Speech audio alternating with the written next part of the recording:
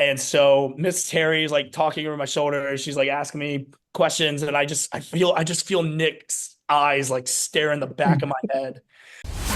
And welcome into Touchdown Live. As always, I am Matthew Travis. Jones certainly has a lot of chemistry here at Hereford. Goes to McGinn. McMillon is Smith in the tackle for Alabama. To the M3 show. It's not always good for the quarterback on the other side to be talking stuff so early in the game. Look, I don't have a kid on the way this week, but it's almost time for Alabama football season, baby.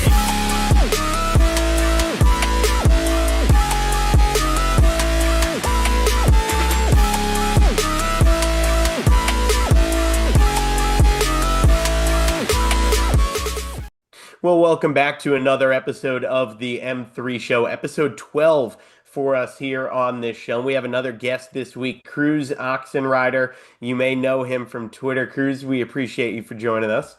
What's up, fellas? Roll Tide. Glad we can finally make this happen. Can't believe we're already 3 games left of this regular season.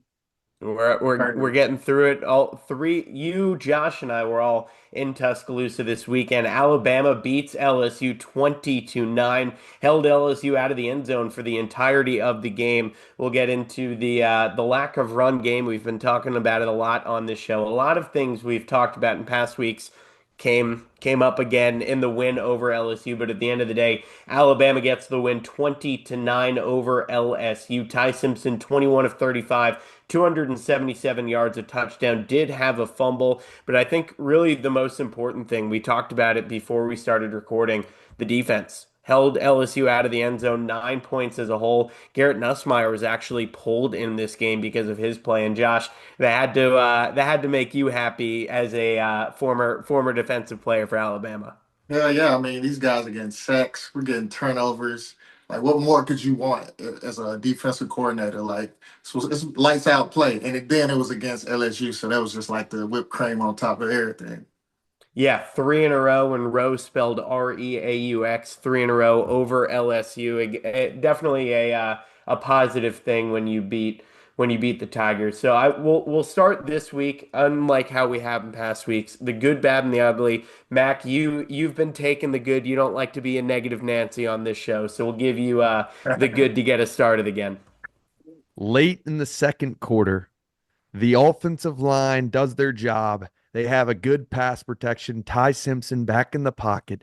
Freshman receiver Lottie Brooks, Latier Brooks streaking down the field. 53-yard reception right before the half to give us a huge momentum swing. That's got to be my good play of the day. Also, obviously, you talked about the defense. So the Lottie Brooks reception, definitely the good if we're doing it the classic good, bad, and ugly that we used to do with Saban. And then I would say just overall good, the defense. I mean, look, offense wins games, defense wins championships. Defense also helped win the game tremendously there. So that's my good from the game. No doubt, and I'll take the bad again. He's unfortunately been on the bad several times in the past. Connor Talty, another missed kick, and I have a stat for you. He's 11 of 16 on the year. That's 68.8%. Tied for the most missed field goals in the SEC, second worst percentage in the SEC, ahead of only Texas kicker. He is tied for technically the second most in all of the Power Four for missed field goals. There are two kickers. I believe it's Arizona State's and SMU's kicker, or Arizona's, and I don't know. There are two kickers who have 6 missed field goals. Connor Talty is tied for the second most missed field goals with 5. So week in, week out, he's been struggling. 11 of 16 on the year, and it hasn't bit us in the ass to this point, but I feel like every week I go into it saying, "Is this the week that it bites us in the ass?" Which feels like the pre Will Riker days again. But yeah, 11 of 16 on the year, and he's made my good, bad, and the ugly several times this season. So he's here again. And Josh, wrap us up with the ugly. I mean, we've been talking about it all year long.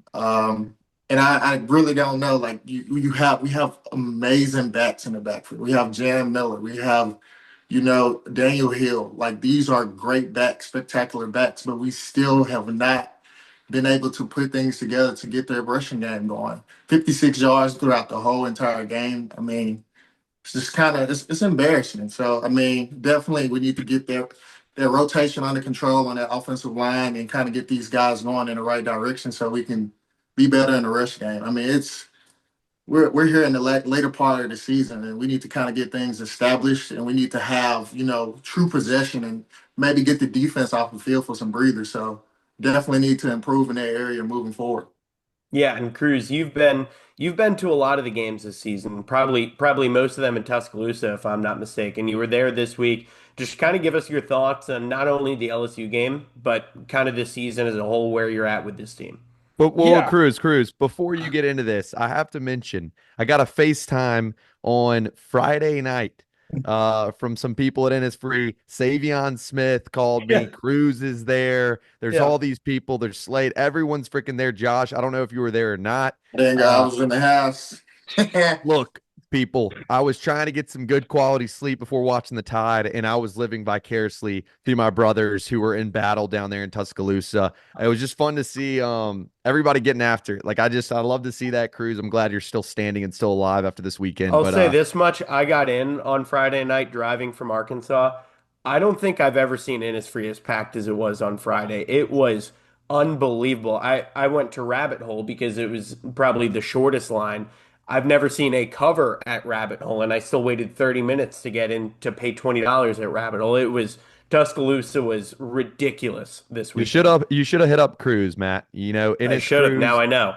Ennis Cruz would have got you right in. Okay, Mr. he would have pulled the Tuscaloosa. strings, would have had you right in that thing.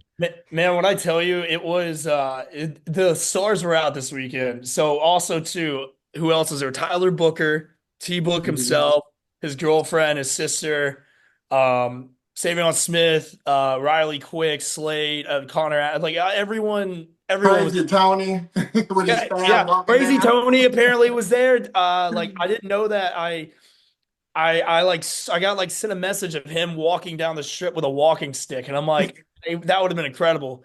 I Uh, saw him coming out of the game on Saturday with his staff walking stick, whatever you want to call it. that's just incredible. I mean, that's the most on brand Tony Brown thing you could possibly say. And of course, like LSU weeks of all weeks, man, it was a great environment. Like the energy was high. A little bit different though from like more typical LSU weekends. I feel like just because there wasn't a ton of buzz behind the game like there normally is. Like it's normally a ranked matchup, like a loser go home kind of battle. Didn't really have that vibe this weekend, but obviously LSU fans were like, "Hey, look, we're just happy Brian Kelly's not our coach anymore." So they were actually like a little bit more tame than I've seen them in the past from like 2021, 2019, and so on and so on. But Innisfree was the most packed I've ever seen it. It was honestly, it was somehow more packed than Georgia weekend last year, which was Mm. that was insane. But as far as like how it's been so far watching this team, I've seen it in multiple waves. I've seen them at the lowest low. I've seen them. All right, maybe we're back against Wisconsin. Went down to Athens, saw. I was like, okay, we're back. I've gotten to see them play. Obviously this week. It just seems like right now we are almost to the finished product. I feel like we haven't been a finished product yet all year. I don't feel like we played a complete game.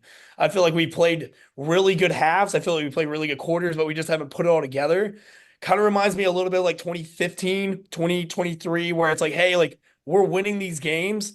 It's not pretty, but as long as we're winning, we're getting the job done. And then it wasn't until we got towards the end of the year where, hey, finished product starting to come together, starting to, put teams away a little bit early, not play with their food. I thought our defense played lights out this week. The best they played all year. To hold a team that has that much firepower on offense, with those receivers, good running back. I know Nuss has had a very let down of a year, but he's still, going on draft boards and pretty highly.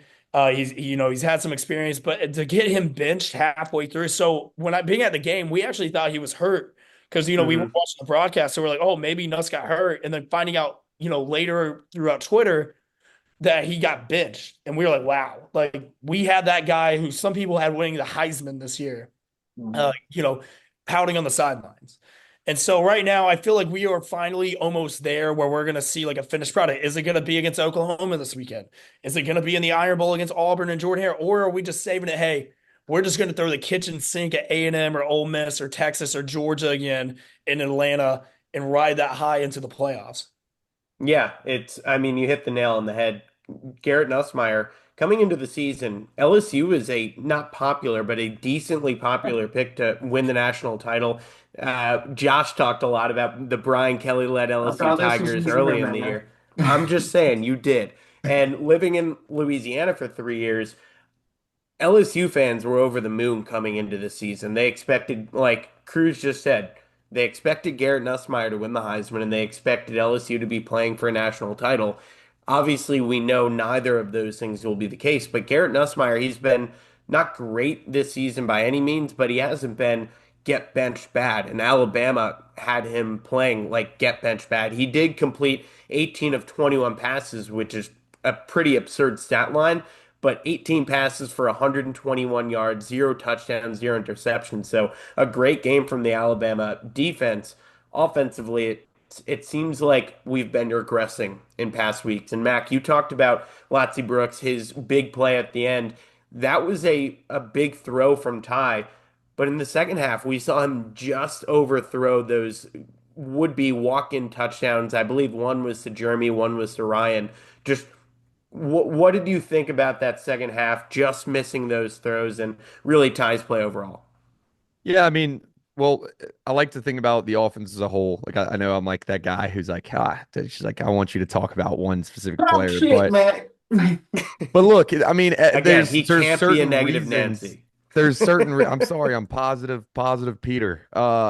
There's certain things that obviously he's a little bit behind, missing some throws. The whole offense in the whole entire first half was just extremely slow. Like I was like, what is going on? Like Cruz mentioned, talking about the team is throughout the whole entire season.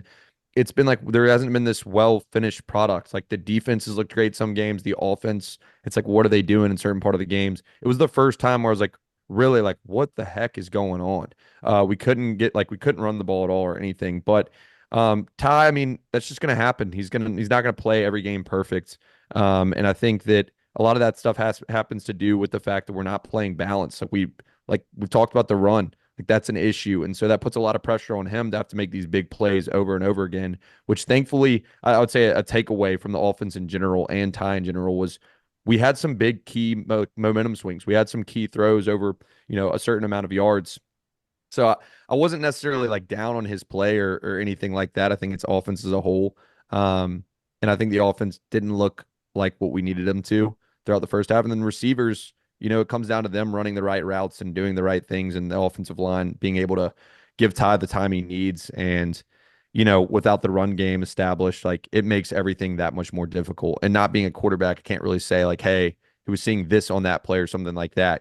So overall was like, I'm pleased just because I think Ty has continued to do what the number one thing I preach every week, and it's be resilient. And so regardless of any of the mishaps or things that showed up that we didn't love to see from him in this game, I think overall, like resiliently was a leader out there, looked poised and played a solid game in general.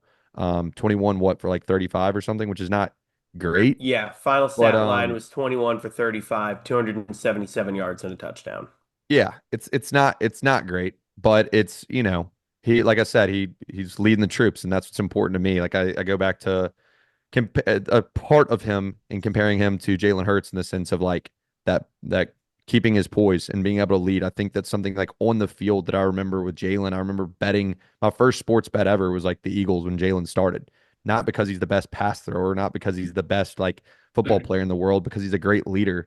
And that affects the team positively in ways that we can't see not being on the field. But yeah, so I know I didn't really go in on his play in particular, but I like to look at the offense as a whole and didn't think the offense was where it needed to be in this game. Like I said, it was exciting to see the long plays, but and the explosive plays, but like the run game is buns. Like what is going on? The defense continues not to be able to. I mean, the offensive line continues not to make lanes for these guys. We have an incredible backfield, so we got to utilize it. And yeah, that's what I would say overall. Well, if you Yeah. look at Grubb at Washington too in the 2023 season, I like went back and kind of looked at back some of their games and some of the big opponents they played like Oregon twice and USC. It was more of just like a wrinkle to throw in. Because if you look at Jam this past year, Jam's been way more effective in the passing game than he has the run game.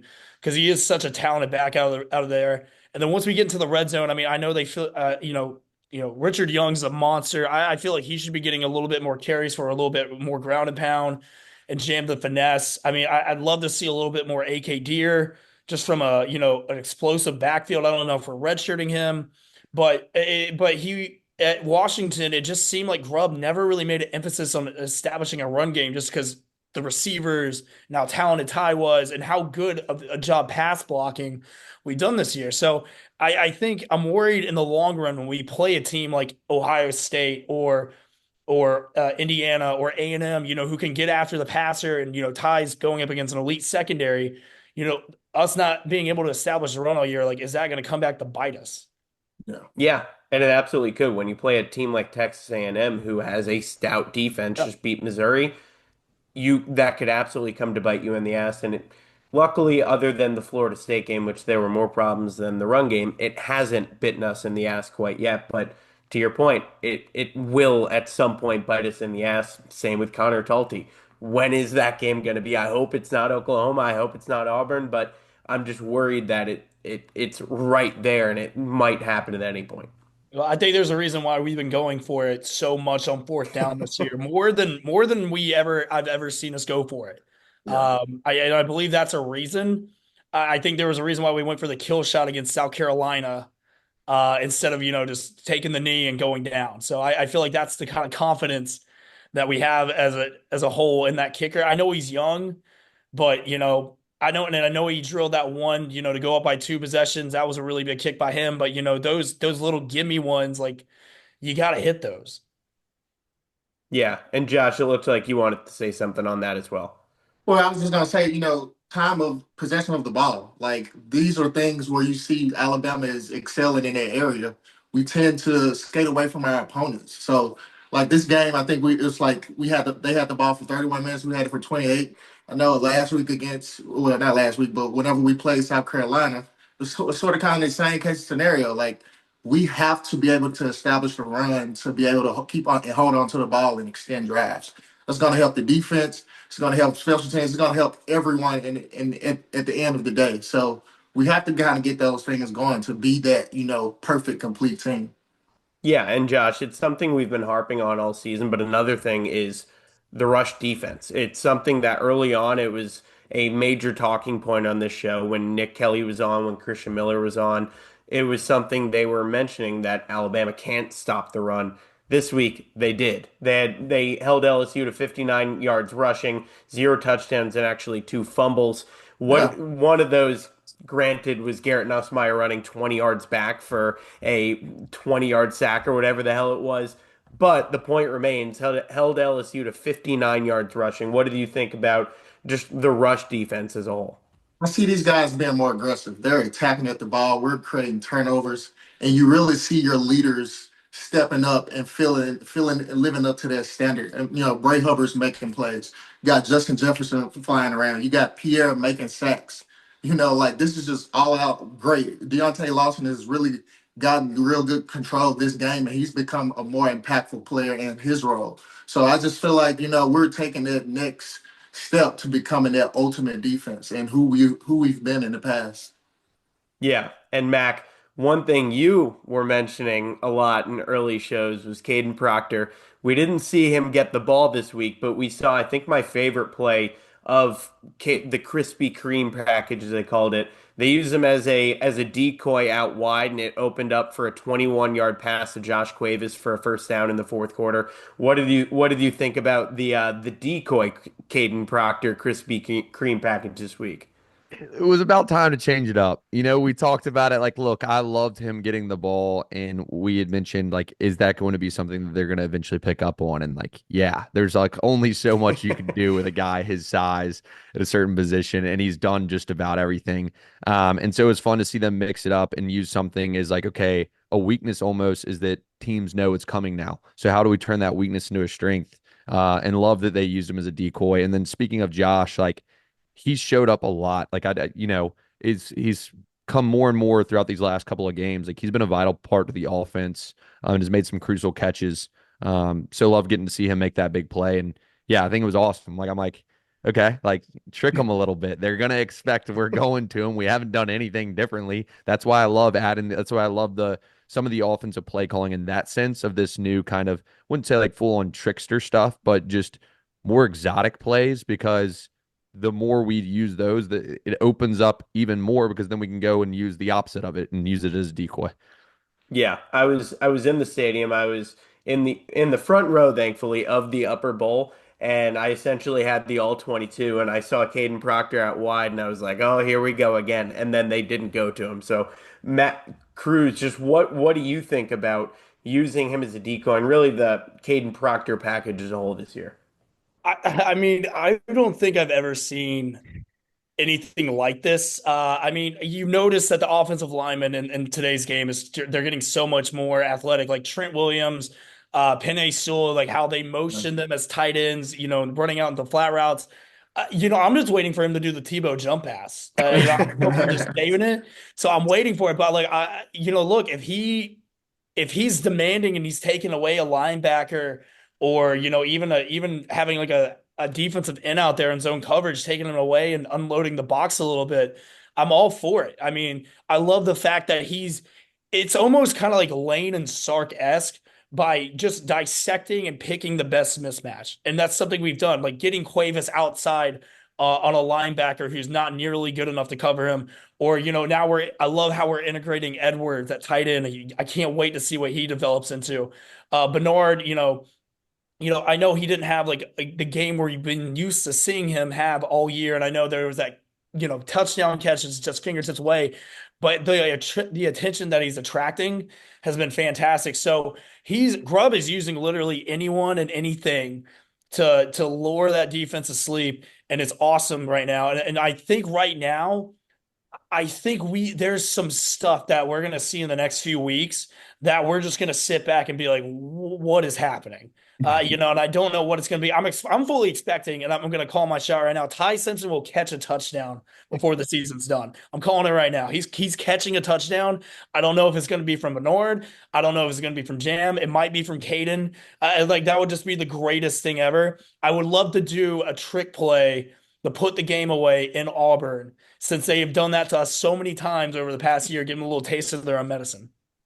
Well, if that does happen, we have this clip to come back to, and we will, Yes. without a doubt, be putting that out. But obviously, a lot more to get through. Big game coming up against Oklahoma, a revenge game. So, some final thoughts. Mac, we'll start with you. Final thoughts on the win over LSU. Wasn't pretty. It wasn't like wasn't the prettiest win, but it was a win against LSU. Huge rivalry game, electric. Speaking outside of context of the game, just fun getting to see like all my friends. Like I was texting with Tony, and thought it was awesome that he was walking around with the staff, and then like Savion FaceTiming me with Cruz and the boys at Innisfree was pretty electric. So it's fun to see everybody and how big that game is, and love what it is for Alabama and also for LSU. And then overall, the play like started off just way too slow offensively in the first half, and like that concerned me a lot. And I feel like we've seen that a little bit show up kind of in these past couple of games.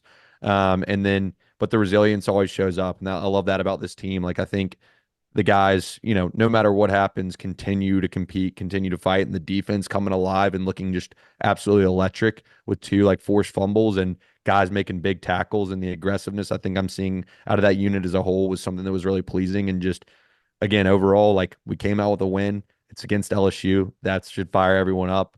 So I was pretty fired up about it. Sad I missed being with the whole gang, but glad they tore it up in Tuscaloosa. They probably drank enough for me and about a whole other city or so included. So Believe it or not, I was the responsible one. I'm the one who made sure everyone got home okay. So I sit Really Slade. sounds like it in your voice, Cruz. I was yelling so loud at the stadium. I'm not gonna lie.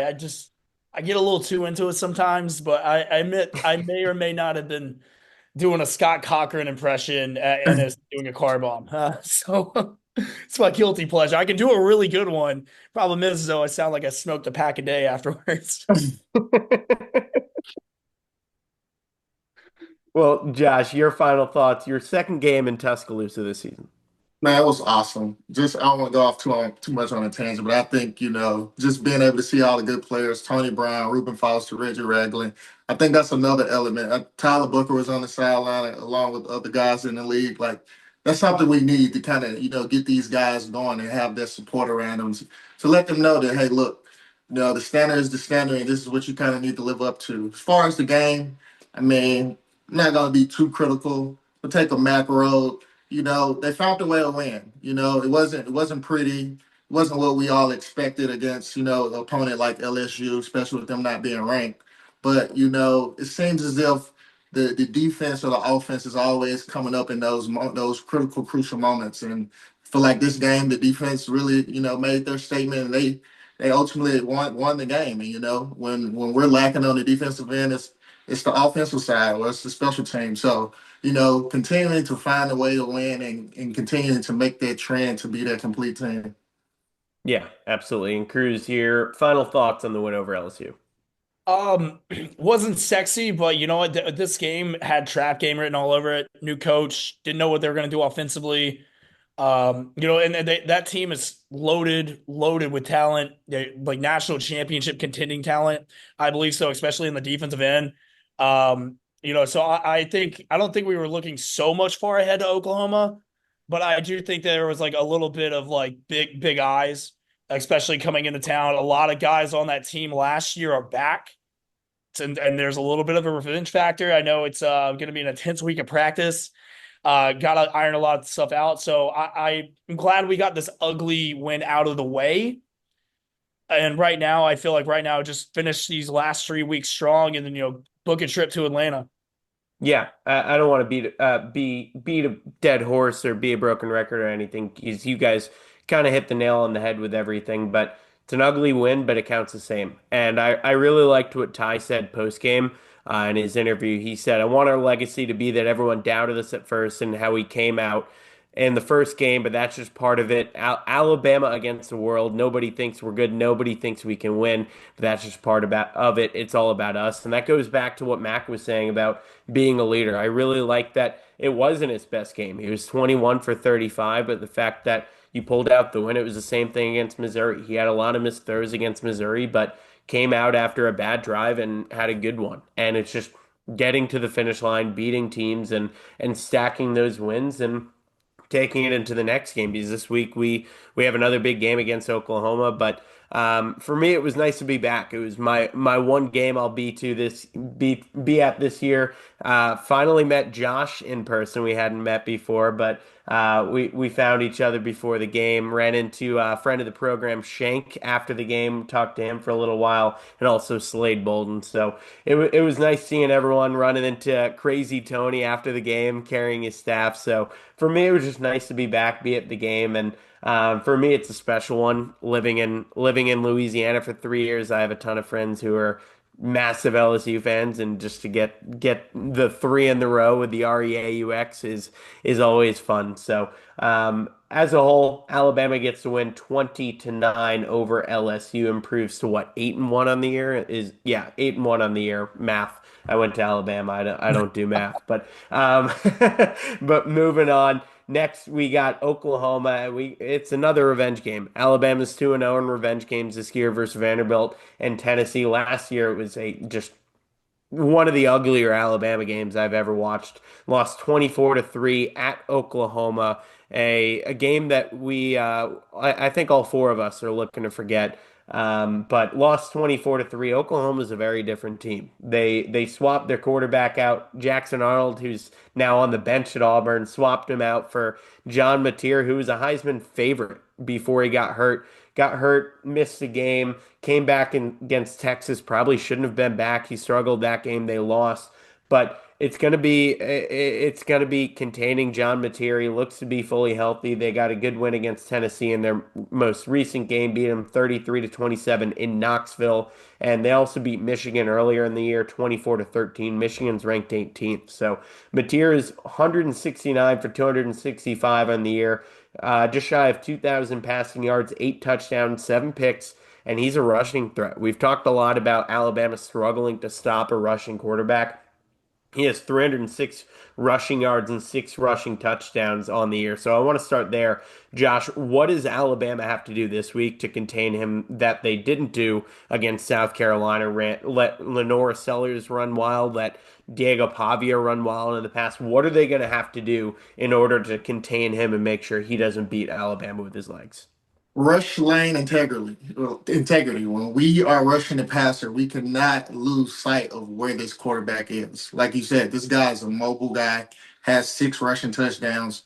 We have to contain him and have rush lane integrity.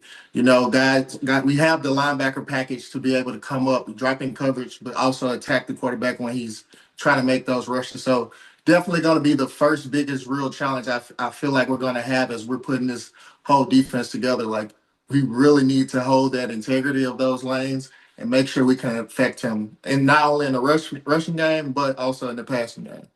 Yeah, and Cruz, it sounds like you live in Tuscaloosa now. You're going to this game. You're going to the basketball game versus Purdue. Big week for you. What are you hoping to see on Saturday? Obviously, like we just hit on at nauseum, struggled against LSU really offensively. What are you hoping to see against Oklahoma this week? I would say faster starts. The first drive of the offense for us right now, we're moving the ball down the field. I think we got a little too cute on the 4th and 1. I think the big thing that we have seen a pattern with this year is almost to the point where we're playing to the level of our competition outside of ULM in Wisconsin. We have played down to our competition. Rather, it's up against Georgia and Missouri, Vandy, Tennessee, but then we've also seen South Carolina. We just saw LSU. Um, we saw against Florida State.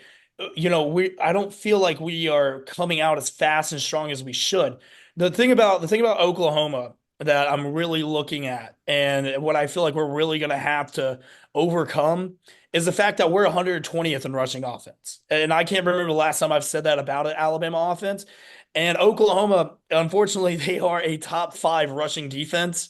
So this game of trying to find our rushing game, I don't think this is going to be it. Ty is going to have to win this game. Our receivers are going to have to play this game at an elite level.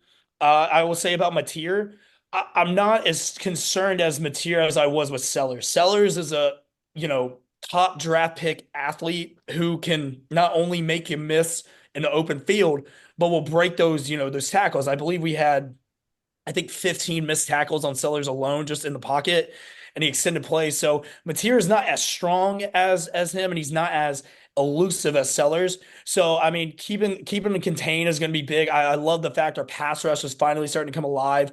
So we have a top secondary in the country. If it gets down to the point where we can contain the run game, Mateer is going to have to beat us throwing the ball, and I haven't seen that enough this year where it scares me. He wasn't impressive against Texas in their secondary. He wasn't really impressive against Auburn in their secondary. Tennessee had him, looking for ghosts. I mean, if you look at that, it was the rushing game and the defense that really kept him in that game. So I want to see us really come out strong, fast start on offense, and obviously, containing him. You know, Last year, Jackson Arnold, the reason why we lost that game, we just couldn't stop him in contains. That came to bit us. And then, we're playing from behind. We're not a good team playing from behind last year. I feel like this year we have proven that we can. And so we're not in those games that we were losing closely last year. That problem seemed to go away. So I think, too, the really big thing I'm looking for is we're still waiting for that signature Ryan Williams game against a big time team this year. I know Wisconsin was great. He had some good catches, but we haven't seen that in a prime time setting like he has the opportunity to do this weekend. And I feel like Ty as well. Ty comes out and he has a really good game against this Oklahoma defense on a national stage. He can solidify himself as a Heisman favorite. I know he's in the top 3 right now. I probably have him second right now, just behind Mendoza after what he did last week with that game-winning drive, and Ty not having the best. And then Julian Sayin as well is right there. But Ty can solidify himself as that Heisman favorite this week with a big showing. Yeah, no doubt. And I think one thing that is also was talked about in the press conferences on Monday that I thought was really interesting. Ryan Grubb was asked about Alabama's strategy with signals before facing Oklahoma, some stuff going on there. He said if Coach Venables is listening, just know they're all changing. He said there's nothing illegal about what they do. They're good at what they do. Certainly have to take that into consideration. Obviously, the whole thing with Michigan stealing signs and Oklahoma apparently really good at picking up on signals, however you want to phrase that. But Mac and Josh, starting with you, Mac, when you guys were playing, how did you guys go about that, changing up your signals mid-game if need be, and kind of what was your game plan for things of that nature if it ever came up? Offensively, I never feel like we ever had to change signals. I never felt like it was a threat. And to a point is like even if they knew what the heck we were gonna do, we were gonna do it so damn well that there ain't any stopping the tide. You know what I'm saying? So I all to say we never really had to change signals. We had a lot of different signals, and we also had like a decoy guy giving out, doing his certain things, and we knew who to look at. They held multiple decoy signs as well, so it'd be very difficult for someone, and we did a good job of like keeping things tight in practice. The players obviously keeping things in the facility. So we never really had to worry about it. But again, if someone was taking our signals, it would be hard to tell because at that time the offense was so powerful that we didn't really give a shit. You could steal our plays and we could keep running, and we're going to run them so well that you're not going to be able to stop it. Yeah, and Josh, did you guys have to ever deal with that on the defensive end of switching We signals or anything? we did. It was one time. I think it was in the SEC championship, and like we were doing like our normal walkthrough, and like it was some of the security people on our staff that saw like maybe like a person that was in the stadium, and like one of our guys went on chasing around and tackled him. So kind of like the game plan for that. Like yeah, we switched up signals, had signal calls the night before, but essentially all it would take, well, at least what we did in this scenario, was just put another guy. We always get our signals from the defensive coordinator, but literally we just had someone that was kind of shadowing, or we had eyes on one of the key guys on the defensive staff that, hey, they'll just give us a signal, and then we would know who to look for or who to look to for those. And it's just a simple fix. And kind of the max point, it was like, look, we can run cover three, cover six every time, and we'll line up our athletes against your athletes and tell them go ball. Coach Saban would say this all the time, like, look, we will gonna line up against y'all ass and run cover zero and cover one, and I know my players are better than yours. You know what? You gotta just beat us.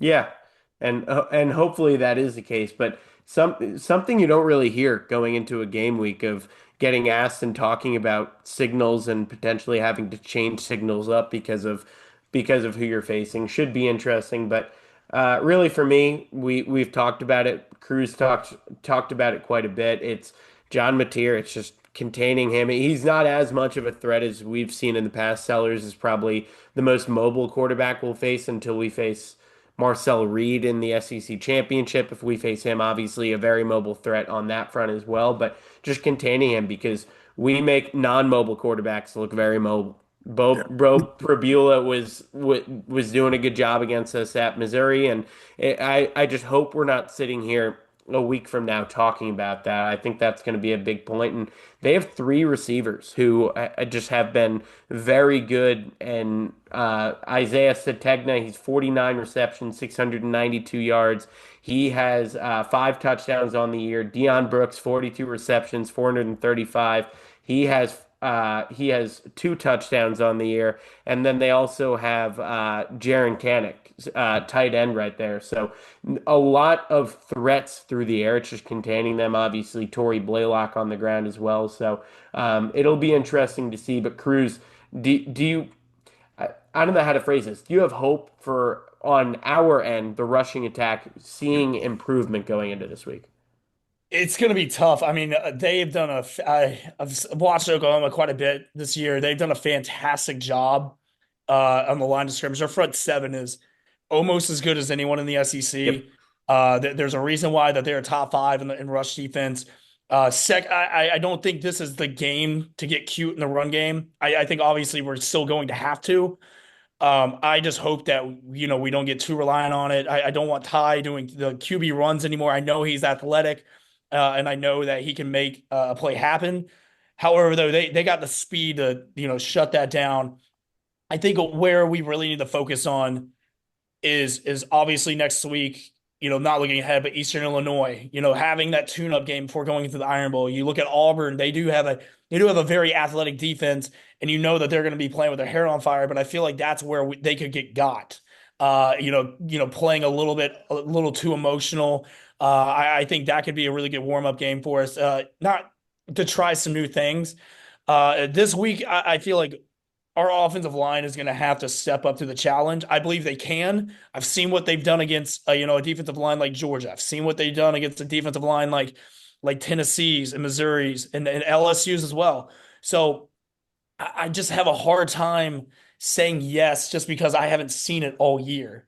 I was really, really hoping when Jam got back in the mix that we would have a little bit more consistency. And I thought, the Vandy game with him going off the way he did for over 100 yards would kind of build that momentum, but it just hasn't really stuck this year. So I guess on like a scale of optimism, I'm at like a 3.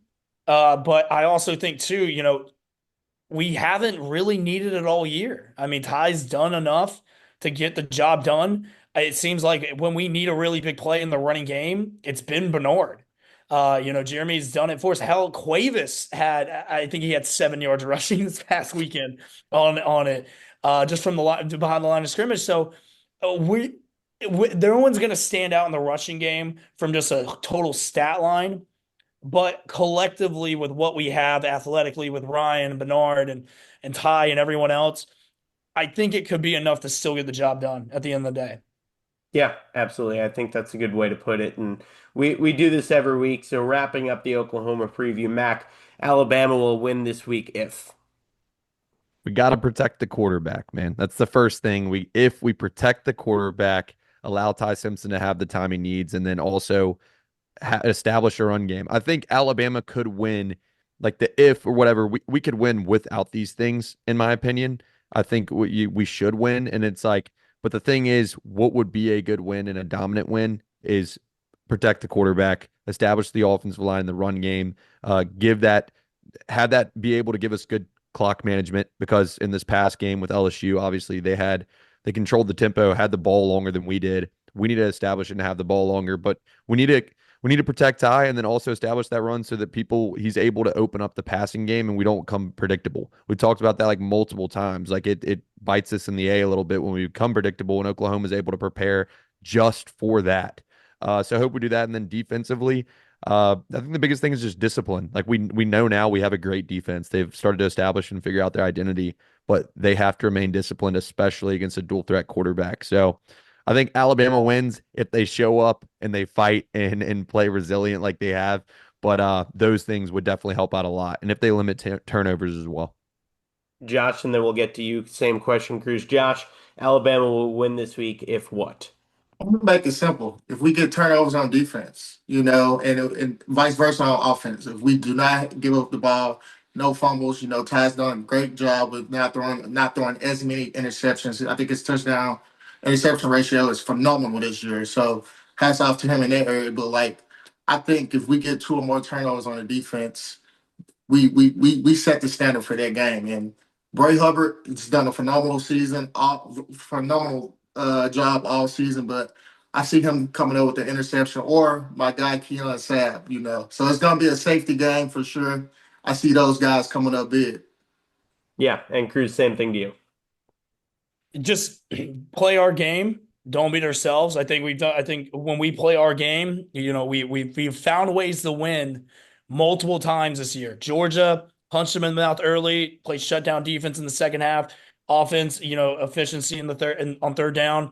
Tennessee, bend don't break defense. Missouri, our defense stepping up when we needed to play, big conversions on fourth down. We have found a different way to win in every big game that we have had this year so far. You take away week 1, this looks like a completely different team from week 1. Every game that we have played, we have won in a different way. I just say you play your game. You don't beat yourself. Mateer will make turnovers. He is a turnover machine. He's a boomer bust, guys. I'm sure there will be a play or two that we give up. Where it's almost like Oklahoma in 2013. Trevor Knight just throwing the ball up and somehow it just ends up in the receiver's hands.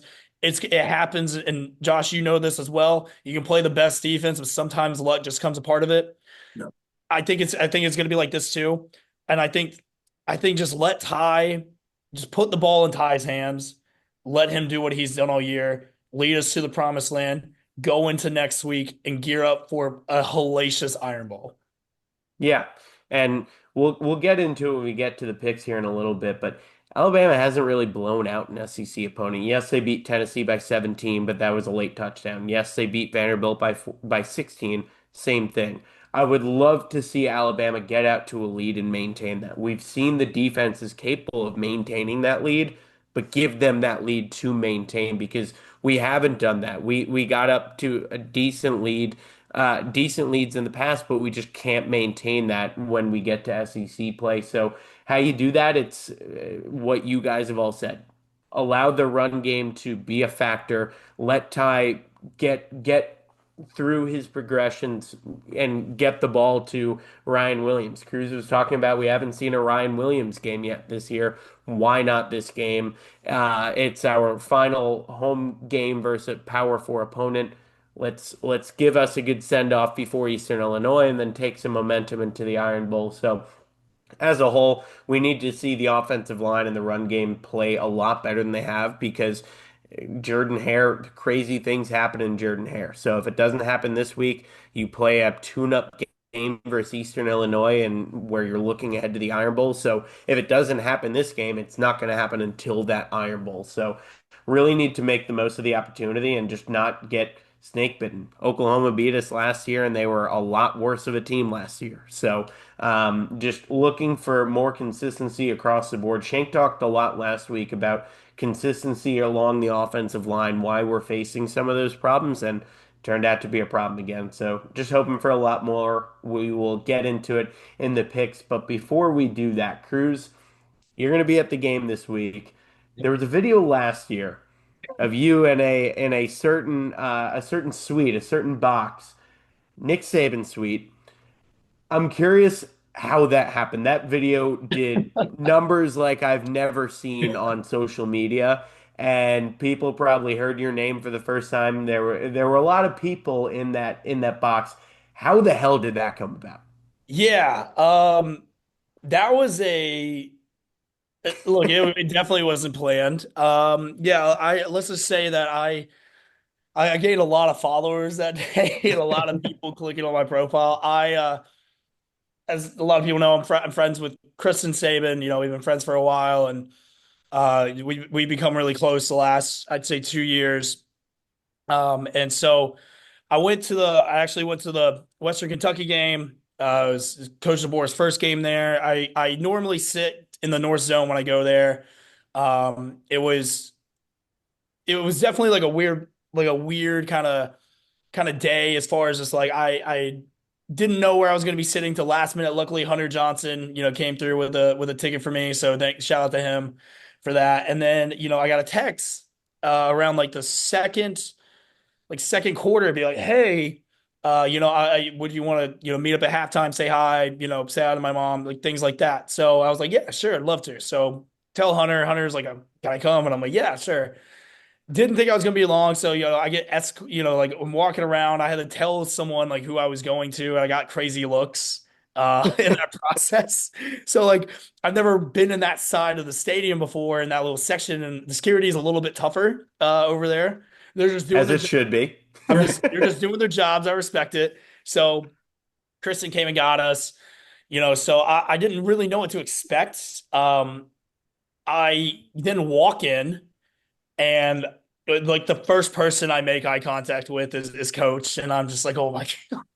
And you know as well as I do, man. He's just like, it's a different energy, man. He demands nothing but respect, commands nothing but respect. And obviously he deserves it.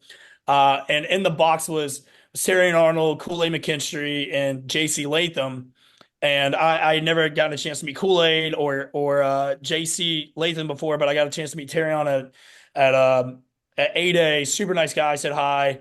Kool-Aid was super nice. Basically, like, I'm a big Saints fan, and I had made this meme when he got drafted. It was basically having his face on the Kool-Aid pitcher breaking through a wall. And I told him, I was like, hey, like that was me. And he was like, I love that meme. He was like, yes. And so that made me pretty excited about it. So said hi. Had to say hi to Mama Terry. She's the sweetest woman in the world. Like, just honestly, like she's never met a stranger. And so we were there. I had no intentions of saying so. Game second half starts, and she's like, "Hey, like we have a few seats, here. Like, do you guys like want to sit down and watch the game with us?" And you're not gonna say no. You're not gonna. Well, I'm gonna tell Miss Terry no. Like, in what world would I do that? And so we sit down. And, I'm not there. I'm like, okay, okay, I can do this. Just don't cheer. Like, just be put together. Like, you got this. And all of a sudden, I look back corner of my eye, the peripheral vision. I see him just start to come over, and he sits right behind me. And so Miss Terry is like talking over my shoulder. She's like asking me questions, and I just feel Nick's eyes like stare in the back of my head. And there's a picture that's actually funny enough. Nick Snead sent. You see the picture of me looking down the field. I'm nervous, and then you just see him stare in the back of my head. And then it's like the Undertaker meme, like sneaking up right behind you. It's how it felt. And so all of a sudden, and as well as I do, you don't get service in Bryant Denny at all. So like I wasn't really like on my phone too much, and so I didn't know I was on TV until after I left the stadium. So I didn't know they had put us on the TV. I had absolutely no idea. So it's just me, Kristen, and Hunter Johnson. We're just sitting there watching the game. We're chatting, and then they leave a little bit early. Luckily, I shook his hand, said, "Hey, thank you for having me in the box." Politeness. That was it. Like I was like, Mama Terry shook his hand. That was the end of it. And so we're leaving the stadium, and all of a sudden my phone explodes. I had 160 mixed text messages. Like my Twitter notifications have blown up. I thought someone died. I was like genuinely worried. And I just see videos and videos of like ESPN2 like putting us on the jumbotron or like the screen. And I'm like, it wasn't just like a clip. It wasn't just like a quick blip. It was like just caught in 4K like the whole time. And yeah, it was a very unique experience. I had absolutely no intention to that. Me and Kristen, we'll occasionally joke about it every once in a while. Um, and I'll send the picture like anytime like I do something dumb, like or like I'll send like a stupid tweet or anything like that. She just sends a picture of like her dad just staring into the back of my head. But I will say that was maybe the most nervous slash like anxiety filled like game I've ever sat at, because it's also his first game like not coaching and how Yeah. and like how long. And so luckily it was a blowout, and it wasn't like an intense game or like nerve-wracking or anything like that. So he was kind of like on cruise control a little bit, just kind of like saying hi to everyone in the box. And then when he sat down to watch the game, and you're sitting in front of the greatest head coach of all time in college football. You have to like really contain your fandom. Like I and as you can tell from my voice, I don't really do a good job of doing that. So it was definitely an experience, but I can honestly say I don't think I want to do that again. Mac and Josh, you guys were players, and you can't even get in the box. I know it's all right. Those are the boxes for Saban's favorites. So I understand. No shock that Terry was there. That's Miss Terry's favorite. But Kool Aid, his DBs, he loves his DBs. But one thing about Saban, he loves big, tall guys. Like JC was in there, and Cam Robinson. Those are his people. Like he loves a big guy for multiple things, but recruiting and playing at Alabama, the University of Alabama football is definitely one of them. I was by far the shortest like non-player in that room. Like I've never felt more tiny in my life.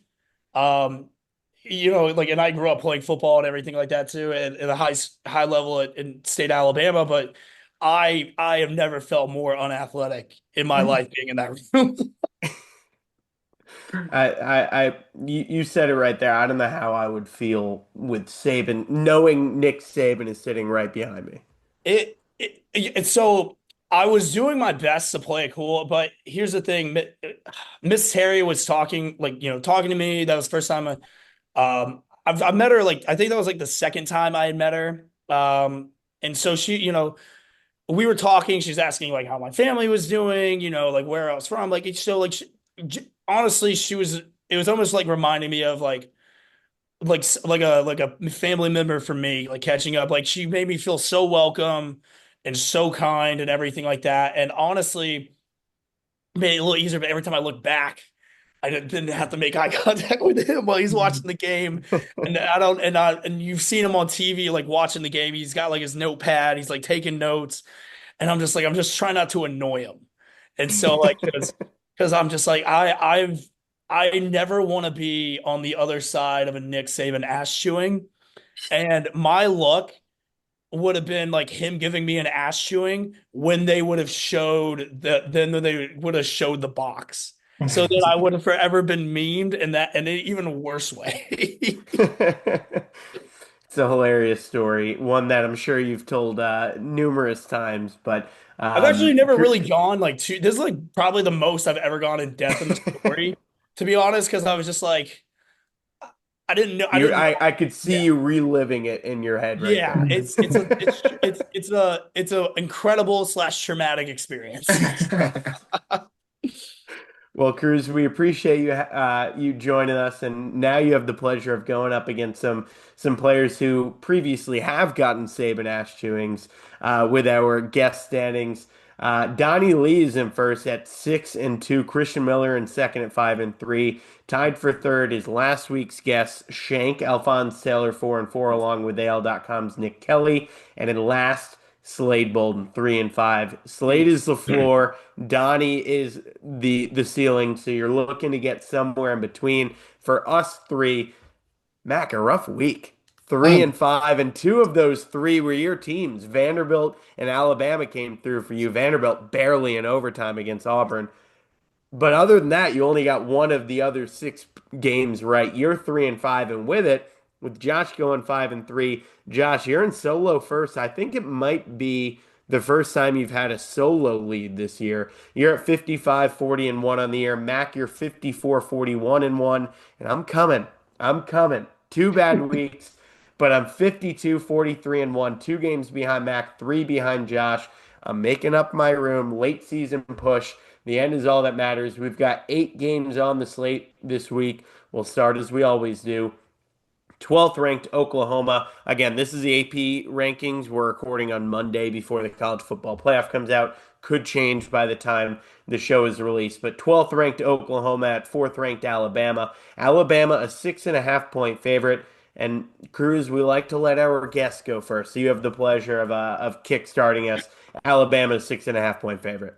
I feel like this spread is perfect is a perfect line. I really do. I feel like it's not too sneaky like the LSU one was last week.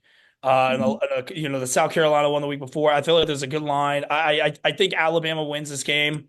I think they're teetering in the right direction. I think right now they know that they're going to have to make their playoff push. Lock up a bye and what they have coming up. I think offensively they will look a lot cleaner this week. Defensively, I think this is probably the most. I think this is the best defense I've seen probably since 2020. I would say with the effort that we're doing, the turnovers that we're getting, and I like Mateer to throw a couple big turnovers, a couple big interceptions, maybe even a fumble. I need a pick six this week, bad. I want Bray Hubbard to get a pick six, the Honky Badger 2.0. I need it. So I'll give me Alabama and give me Alabama to cover. And I'm also going to take the over in this game at 46.5. I like that. So I'm going to take Bama to cover 6.5 and take the over. Okay, we're gonna hold you to that. You're gonna have 9 picks more than pass gets because you're giving out free ones for the people. So, um, Cruise on Alabama and the over. Josh, you're in first place, so you're gonna be going first this week. Alabama 6.5 point favorite. Why, thank you, Matthew. And I just want to say before we get kicked off, who's the sharp now, Mac, baby? Who's the sharp? Okay. Hey, don't speak too soon now, Tom. Don't speak too soon. It all changes so quickly. And this week is that week. This It's week just is that sad. week. Hey, last week was an away game for me. I wasn't able to make it on the Matt, show. know. and He- I will say, Christian Sykes, he produces this show. Christian thinks you did poorly because you didn't have the benefit of hearing what Josh picked, and because of it, your picks were bad. Your That's thoughts? the most fraudulent rat poison, unreal statement, fake news, whatever you want to say. I would want to say that Christian was drinking when he told you that, but I doubt it. He's a good guy. I don't want to put any shame on his name, but that was complete rat poison. And I was not there. I was in a rush. I had an event I had to go to. I was sweating my Okay. picks, trying to figure it out last minute. Couldn't get in the lab like I usually don't. Christian doesn't drink. We've just figured this out. He does not drink. He is completely sober. Shout out to Christian. But I was not here in the lab cooking like I usually do. And so unfortunately I had a bad week, but you know what a bad week leads to is a good week. That's what people You say. know, there's something, I believe it's in Malmore. It might be in Coleman Coliseum. There's a sign that says no excuses. All I heard right there was a bunch of excuses. There Gonna was say no the exact same excuses. thing. There was no excuses, folks. Yeah, I might have heard it one way, but I'm saying it another. It was I considered could a count loss the for amount me. of excuses you just And gave. there's no loss. There's no loss. Last week was not a loss for me. It was a learning experience. Okay. And that's what I did. I'm learning, You learn taking to keep away, following, huh? made some Yeah, I got improvements, you, went baby. back to the whiteboard, and we're gonna draw up some absolute locks this week. Josh, you just tell us your freaking pick, and you're going first every single time, and you're about to see I'm not gonna tell you on everything. Okay, okay. Well, I'm picking Alabama covering the spread. I think this is the game. Kind of like what Cruz said. Like we're gonna put everything together offensively. Hopefully, come out fast and strong. And I think the defense is gonna hold these guys to like less than 9 points this week. It's looking nice on that side. So give me Alabama covering that spread. Nine. Mac, what you got? You see this right here, Matthew? You see this? This is a key, buddy. Because if we have an absolute lock in this Alabama game, give me the Tide -6.5. Defense has been looking stronger and stronger each game throughout the season. Mateer's been up and down. Oklahoma's got some vulnerabilities. Alabama's got talent that outmatches Oklahoma. We're at home at Bryant Denny freaking Stadium. So Alabama -6.5. Hammer it with everything you got. Max unit play. Yep, I got the Tide as well. I said it earlier, I don't think this is a game Alabama blows an opponent out. I would love for this to be the game that we take control, we get a first quarter double digit lead and we maintain it. I think I think we do cover the 6.5. Crew said it's a perfect line, and I couldn't agree more. I said I was worried about the 10.5 last week. I thought Alabama was gonna win, but 10 10 to 14, so I was worried about it, and they did, won by 11. And I kind of think the same thing. Oklahoma is a very good team. They slipped up against Texas, and I think most of the reason for that was Jean Mateer probably shouldn't have been playing that game. He was rushed back, had a very poor game. They lost to Texas. They have one loss when he was fully healthy. So I think Alabama covers, but I just don't love it. I think Oklahoma is better than a lot of people give them credit for because of that Texas loss. So all four of us on Alabama -6.5. Cruise through an extra pick with the over. So might help him in the standings, might hurt him. He won't be tied with anybody. We know that much. So we have two non-conference games before we get into SEC play. First one is a battle up in Pittsburgh. College game days in town for this one. 10th ranked Notre Dame, an 11.5 point favorite on the road at 24th ranked Pittsburgh. And Mac wants Josh to be going first every game so he can tail him and hopefully get up in those standings. So Josh, you go first. I like Notre Dame. And what was the spread? 11.5, the Irish. That's a lot. That's a lot. I mean, Notre Dame definitely came out, kind of dropped the ball mid-season, but definitely starting to make their way into trying to get into that playoff. So I'll take the Irish, and All right, I'll and say that Mac. they'll cover that spread with that. Yeah. I hate this because I just want to be like, whenever Notre Dame and I pick them, I love just like a Rudy, Rudy, Rudy. The anniversary was the Unfortunately, other day. I thought about you. unfortunately, I'm having to go with Pitt here. They're not in the top 10, but they're a team that has a pretty electric offense. I think that they're going to hang with Notre Dame and make it somewhat close. 11.5. Is that right? 11.5 Yep, is, 11 is and a a half. decent amount of points. And I think this one may be a little bit closer, although I know the Irish are going to come out here and win this match, but like we got to go with Pittsburgh here to It's cover the spread. Cruz? Look, Notre Dame has, as far as top 25 teams go, they're one of the worst teams against the spread this year. They are 4-5.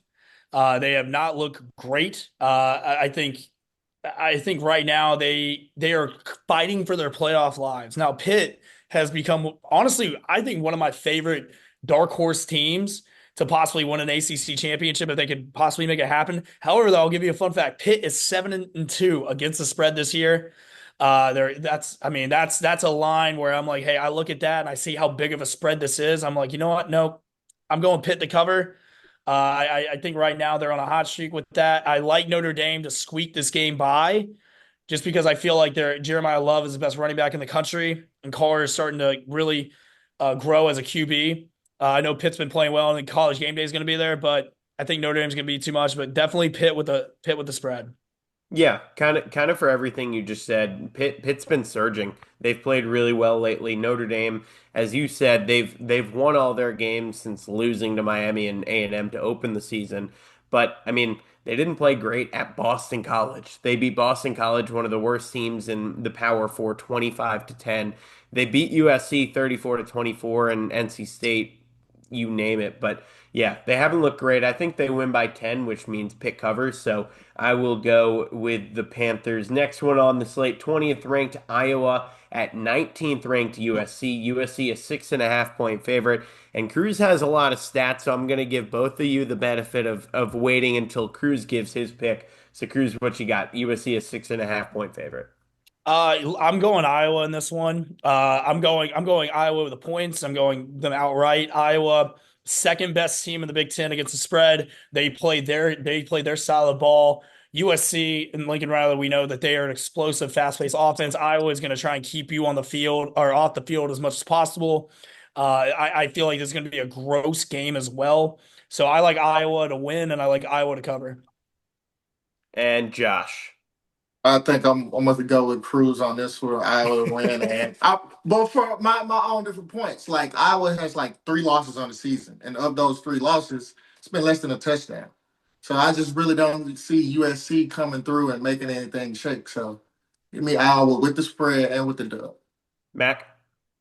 I'm gonna have to tail these boys here as well. Give me Iowa, strong defense and special teams, and makes them a good dog. So you gotta love the dogs. You gotta bark with the dogs, and give me Iowa to cover the spread.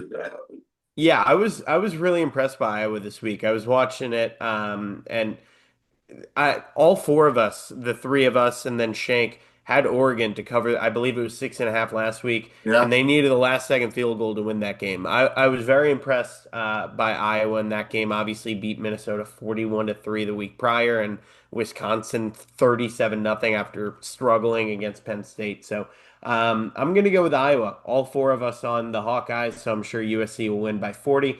But we move on to SEC play. South Carolina hitting the road to play the third-ranked Texas A&M Aggies. South Carolina sucked against everyone but us. Texas A&M an 18.5 point favorite. Josh, you got it. 18.5 is a lot of points, but look, I have not been wrong about the Aggies. You guys challenged me when they were going up to Missouri. I was like, it's not happening. So I'm definitely not moving away from it. Give me Texas A&M covering the spread. Mac? 18.5 points Fuck is a lot of Thomas. points. Is a lot of points. Two South touchdowns. Carolina is South Carolina. That's true. But this one's on the spread. It's a toss up for me. And You're a betting man. Come on, man. yeah, you're right. I'm a betting man, and that spread is very large. And South Carolina is in the SEC. Has looked up and down all season, especially like you said, they were good against us, not against everyone else. Give me the Gamecocks to cover the freaking spread, baby. Lock it and cock it down with the Gamecocks. Oh my Cruz, God. it looks like you agreed. I'm actually there's two different ways I want to go with this, but you know what? LSU, Missouri, they blew Here's- them out the waters. Here's the thing though. In SEC play, A&M is under 500 against the spread. That is a massive spread. The only team that they have covered the spread against this year in SEC play has been LSU. They didn't cover it against Auburn, They didn't cover it against multiple people. And They covered against Missouri. South Carolina has a winning record against the spread in SEC play. I think South Carolina is playing for their coach. I think they're a proud team. I like Lenora Sellers a lot, and we have seen A&M give up some garbage time touchdowns. Give me A&M to win, South Carolina to cover. Pop, lock, and cock it, baby. Let's go. South Carolina spread. Stop saying that, man. You had Matthew earlier. I'm coming. And here you go, pop, lock, and cocky. Y'all got to be stopped. Josh, are you 15 years old? Hey, look, the way my voice sounds right now, I can do the Coach O impression. We come. We come. Go Tigers. Go Tigers. Mac and Cruz both on South Carolina. I'm going A&M. They looked really good at Missouri this week. Obviously looked phenomenal at LSU. Covered both games in a row after looking like shit at Arkansas. So I'm going to go with A&M. We got a little 2-on-2 duel, so should be an interesting game to follow. A&M an 18.5-point favorite. Game I simply will not be watching on Saturday. Unranked Arkansas, unranked LSU. LSU a 5.5-point favorite. I'll go. Arkansas, I guess, to cover 5.5. Shit game that I for one will not be watching. Josh, what about you? That's like a toss up. Like these are probably the worst teams in the SEC. Well, yeah, I take that back. Florida looked like Yeah. dog water at Kentucky. So Yeah. But give me Arkansas on the spread, but LSU to win. all right, Mac. Look at him. Look, he's trying to take it. If you want to take my pick, you can take it. Josh, he talks a lot of you game wanna about take his my analysis, his homework, what he does to prep for these shows, and then he just sits. Come on, man. Give us a pick, Mac. Look, LSU, you know, what's going to happen is Nussmeier going to be the starter. The game after, when you have a head coach gone, the game after, like we've talked about, is usually the best game that team puts up. So I think LSU with the interim coach coming in Alabama, that was a good fight for them. They played a decent game. I don't think we're going to see the same thing against Arkansas. Give me the Razorbacks to cover the spread. Although I'm not betting that. I'm not betting on that one. I'm not touching it. This is not a Mac lock. I just give me the Razorbacks plus 5.5. Real quick before Cruz goes, I'm going to switch my pick. Wade Roos, president of LSU, former president at McNeese, good friend of mine. His first home game as LSU president. I'm going to ride with him because I don't give a crap about this game, so I'm going to switch to LSU. Cruz, what you got? These are not only two of the worst teams against the spread in the SEC, they're also just two of the worst teams in the SEC. However, though, the deciding factor for me, Taylon Green is probably the most underappreciated quarterback in the SEC because he is a one-man offense. LSU worse in the SEC against mobile quarterbacks, giving up rushing yards to QBs. I like Arkansas to win. I like them to win outright as well. I mean, Arkansas with the points, and I think LSU, after seeing the body language from a lot of those guys on the sideline and all the things that you're hearing, I think it's just a broken season. I think it's a broken team, broken loss. They are going to be fighting for a bowl game because they have, I believe, a cupcake next week, and then you end the year at Oklahoma. I don't see any fight left in this team. I feel like everything they had, they gave last week. I think Arkansas wins. I think this is just cements a just awful year for the LSU Tigers. Yeah, I will say I saved the graphics, so you're welcome. All four of us would have been wrong if I stayed on Arkansas. You three on Arkansas, I'll take LSU.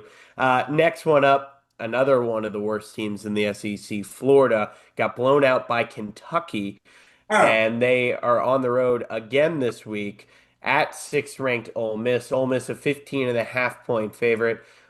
Trinidad has been phenomenal lately. I don't know if DJ Lagway is going to be starting for Florida. He just got benched at Kentucky.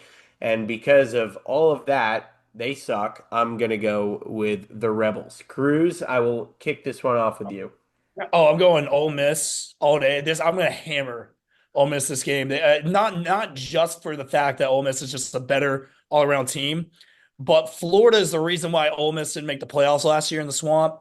Lane, and you know as well as I do, Lane is a petty man. He is in his bag right now. I expect I expect them to cover the spread at halftime. Like I don't think this game's going to be remotely close. What I saw last week on the field and against Kentucky shows me this team doesn't want to play anymore. Florida is the second worst team against the spread in the SEC. I mean, I don't think this game's going to be remotely close. Give me Ole Miss by a zillion. At this point. Josh? Yeah, I'm taking Ole Miss. Billy Gonzalez let me down last week with the big major loss against Kentucky, and Lane Kiffin, like Cruz said, he is petty. He is petty as hell. So I can see them putting it on them at home for the big win. So give me Ole Miss covering the spread. Mac? Let me put it this way. Elo Sim. What is that spelled backwards? Ole Miss. Okay. Give me Ole Miss to cover the spread. I can't agree with Cruz. I mean, Wouldn't it really, be Cruz Sim just gives me so Elo? much. What'd you say? Wouldn't it be Sim Elo? Okay. It doesn't matter. Okay. That wasn't the point of it. That's Everyone it. got what I was, Vanderbilt education right there. everyone got Hey, what you're I the one was who's trying to do you there. into Vandy. I mean, come on. You're supposed to be the smart one here. Look, I'm not the smartest, but I consider myself to have a good deal of wisdom, and I'm going to use my wisdom here and go with the sharp, aka Cruz here with his analysis. And I was kind of leaning towards Florida just because of the how big the spread is, and again, it scares me when there's that many points. But Cruz has fully convinced me. Give me the land sharks. Let's go. We love to see a shark. We love to see land sharks. We're going to see him this weekend. Cover that spread. I'm telling you what, I don't love that all of us are on the same side for a lot of these games, all four of us on Ole Miss for that one. But I do feel pretty good about Ole Miss at the Vaught against Florida. So this next one is a phenomenal game. I'm surprised game day isn't at this one. Chose to be in Pittsburgh. 10th ranked Texas at 5th ranked Georgia. Georgia, a 6.5 point favorite, had a big win against Mississippi State, beat the hell out of Mississippi State in Starkville this past week. Texas just trying to hang on to a sliver of hope. Arch Manning has been playing a lot better since early on in the season. And Josh, I'm going to let you take this one first. Yeah, I'm definitely going to go with Georgia on this. At home in Athens, but Steve Sarkisian. He is an offensive mastermind, and I can definitely see him putting some things together to at least make it a real close game. They're overcoming some hard battles and some hard losses at the beginning of the year, so this is their time to make that hard time push. But I'm gonna get the dogs on the spread and winning the game. All right, Mac. Give me the dogs. I hate to tail here, but at home, Texas has struggled on the road. And I believe Georgia is 2-1 against Texas on the spread. So let's give it a good 3-1. There's nothing like a three-piece McSpecial. Cruz. Nick Saban. Do you know who the worst team in the SEC against the spread is? Would assume Texas. it's Texas. Is Texas Longhorns. This game, I know there's a lot of hype behind this game, but how many times have we fallen for this trap of we've written Georgia off. They don't look that good. They don't seem like a playoff caliber team. Here comes Texas riding a high. I'm not gonna lie. I see this as a belt to ass game. I don't think this game's even gonna be remotely close. I really don't. I just don't have a good feeling about this game. It's almost kind of like Sark has. There's like all these reports going about Sark possibly looking at changing location for an NFL job. Maybe Texas just aren't really happy with them. I just don't have a good feeling about this game. I've seen this movie too many times. I know how Kirby can get. I know how dangerous Georgia is towards this time of the end of the year. Again, I like Georgia and I like Georgia big. No. I don't like Georgia big. I have something in the back of my mind from that Florida game. They struggled. I get it. First interim head coach game, rivalry game. I get that. But then Florida played like shit against Kentucky. DJ Lagway gets benched. I don't think it's big, but I think it's by more than 6.5. So because of that, all four of us on the same side again. All four of us with the Bulldogs. I have a feeling we're gonna look back at this week and it's gonna be 2-6, 3-5, 4. I Or don't we love go on it. a heater. We are Or on that, a and we have heater. Cruz on every single week for picks. It could go that way. I would love that alternative. But that's where we're at right now. Last one on the slate, Mississippi State at Missouri. Missouri is 7.5 point favorite after getting their teeth kicked in at home by Texas A&M. And Mac and Josh, I'll give you both the benefit of hearing the stats man, the sharp as Mac called him. Cruz, you're up first. Look, Missouri this year, I mean, they're a tough team to figure out. They are, they like to grind the ball, they like to slow the clock down. It's not pretty. However, though, I bet on this team every week this year, and they have only lost me 2 games. The best team to bet on in the SEC at 8-2, 80% all season. Give me the Mississippi State Bulldogs cover. Josh? Um, I know it's a crazy stat, right? Mississippi State 8-2. Yes, I mean they look good earlier in the year. Didn't obviously that stat did not work for you this past week, No, no, it did not. But Josh, to be fair though, I actually did not bet that one because I gut feeling didn't feel that great about it just because of Georgia. But in my mind, I was like, I don't think this game's gonna be close either. But I like them against Missouri this week. and Josh is thinking, so I'll give mine. I wrote my name next. I take notes so I make the graphic easier. I had Mississippi State before the stats to be clear, but I am on Mississippi State. Josh, what you got? what's the spread and where's the game? 7.5 Missouri. It's at Missouri. Oh boy, I mean, Mississippi State is a really good defensive squad, and Cruz has sold me. I don't want to, but they don't really. Missouri really doesn't. I don't see them scoring a lot of or a ton of points every game. So I'm trying to convince myself through it. So let me go Mississippi State on the spread, but Missouri winning. All right, Mac, round us out. I bet on Mizzou to cover the spread, I believe last week, and they didn't cover. Is that correct? Yes, you were the only one I believe on Missouri last week. No, excuse me, you and Shank were both on Missouri last week. Y'all were crazy. You fooled me once. That's on me. Fool me twice. Shame on you. Fool me 3 times. I'm gonna go Mizzou. All right. I Give me was the other way Mizzou spread. around. I don't even know Shame what's on going you. on in my head. Just take Mizzou spread. Hope to God it hits. If That's I'm there's not ever fair been for a, education, I don't people. think there's ever been a clearer sign to pick one side than Mac butchering one of the most famous quotes of all time. All three of us on Mississippi State. Mac on Fool Me 8 times. I don't know. He's on Missouri. Missouri is 7.5 point favorite. So, Cruz, we really appreciate you hopping on. Has been fun to hear that story because, again, that was one of the more famous videos I think that has ever circulated on Gump Twitter. So it's funny to hear the backstory, but very very popular, very famous on social media. So tell people where they if they I'm sure if they're listening, they probably follow you, but tell the people where they can find you on social. Yeah, I'm a niche micro influencer, for Bama Twitter. So you can find me online at the Real Cruz Ox. And then also you can check out Back Then Sports, your daily stop for sports nostalgia, moments in history.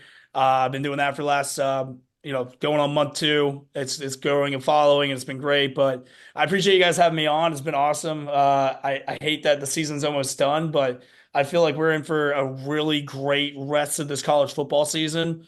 And yeah, roll tide. Yeah, and I'm telling you right now, if your picks do well, we're gonna need some stats week in and week out. So Probably. we'll be hitting you up. So that'll do it for another episode of the M3 Show, episode 12 of the M3 Show. Alabama beats LSU 20-9. Look to keep the streak going, improve to 3-0 in revenge games this year as they host 12th ranked Oklahoma this week in Tuscaloosa. We'll see you next week. Roll Tide. Roll Roll Tide. Tide.